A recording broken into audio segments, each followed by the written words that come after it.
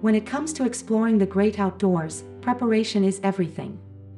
The very first thing you need to consider is the site, the legalities concerning with staying there, and the activities you intend to do. Do you plan to go hiking? Then choose a destination that allows you to hike. The ideal site is far enough from overcrowded honeypot campsites but conveniently near to your route in case of emergency. Be sure to do proper research to familiarize yourself with the terrain of the site and the landscape of the surrounding region. You really don't want to pitch your tent on clumpy tussocks, boggy ground or rocky slopes. Once you've selected a location, list the essentials you need for the trip, keeping in mind the number of days you will spend outdoors. Always take into account the climate of the area, as this determines the type of clothes you should wear and the kind of gear you will need to bring. Check the weather forecast. If it says high winds, torrential rain or heavy snow, putting off the trip for a later date is your safest option. Physical fitness and mental readiness are part of prepping for the activity. No, you don't have to be super athletic, but you need to be reasonably fit for long hikes and sufficiently strong to carry a backpack containing camping equipment.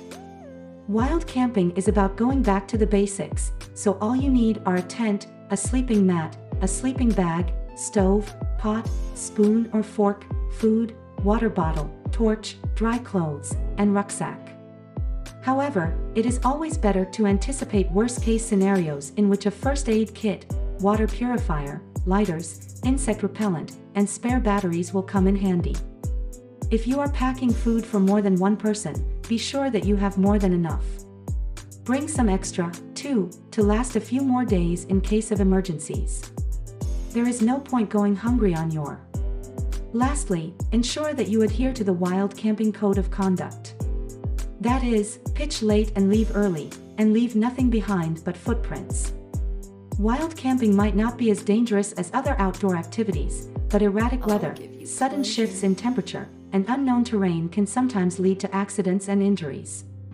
Therefore, it is worth knowing simple survival skills so you will feel confident and safe when you go wild camping, even if you're wild camping at one of the many wild camping campsites for young families. The 5 most common techniques necessary while camping include building a fire, making temporary shelter, sourcing and purifying water, identifying edible and medicinal plants, and administering first aid.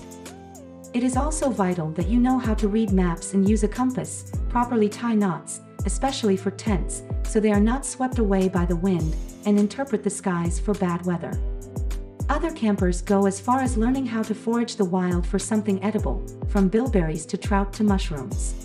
The thrill of hiding away in a secluded area is exhilarating, but safety should always be one of your priorities. Before you set off, let someone know your plans, your destination, and your estimated schedule of return. We understand that you want to disconnect from the world, but be sure to have your cell phone ready in case of an emergency.